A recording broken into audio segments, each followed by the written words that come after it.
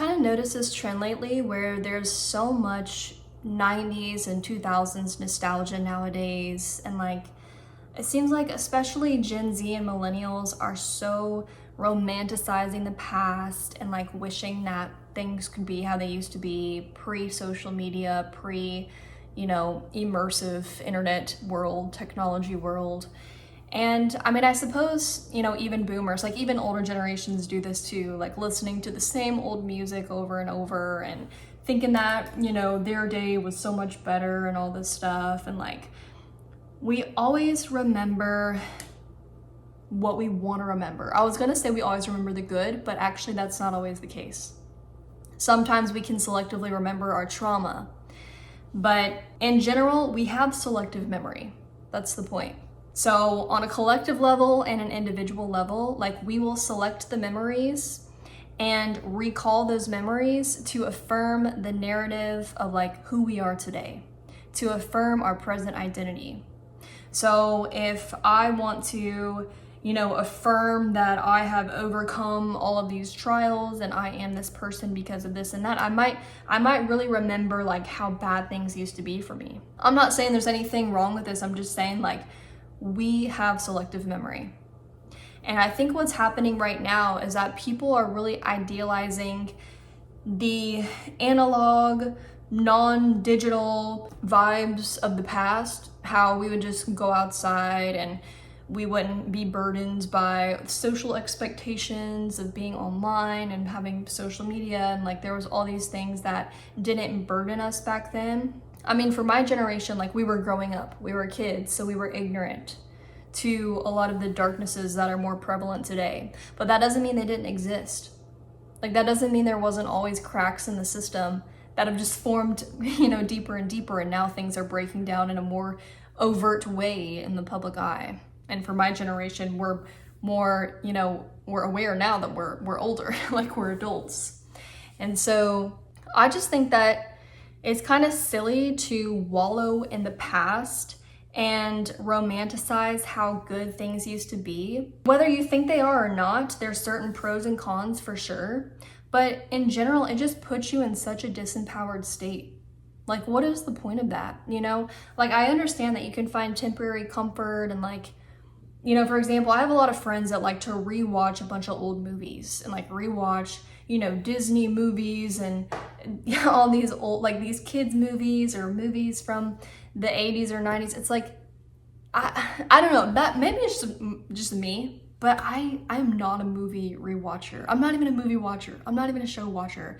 I just think, I don't know, for me, there's something so depressing about like watching and listening to the same stuff over and over again when it's so old, and like dwelling in this idea that you have of the past, but really we don't remember like the full picture, like the good and the bad, and like the whole spectrum of that experience. We're selectively remembering what we want to remember for the purpose of comparing it to today. So I'm just posing the question, like, why are we romanticizing the past? Why do we want so badly for things to go back to the way they were? When we fixate on this idealized version of the past, we anchor ourselves in a narrative that the best days are already behind us. And so it's pretty much like all downhill from here. Like, that is so depressing. Why would we think that?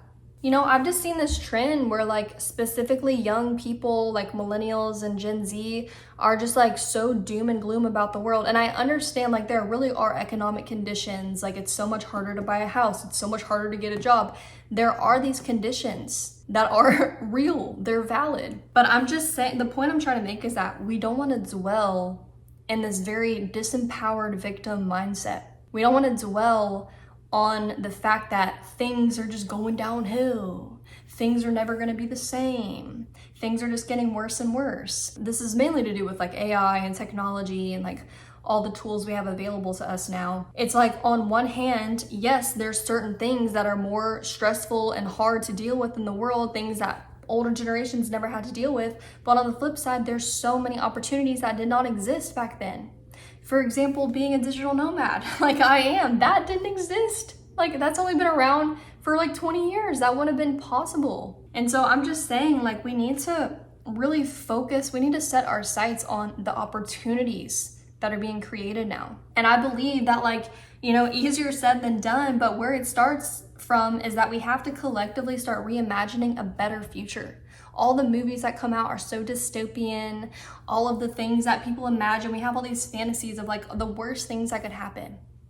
But it really could be so good. We have all the tools to make life so good if we choose that outcome. I feel like there's this tug of war between things could be so good and things could be so bad, and there's so much gray area. Of course, it's not like that simple.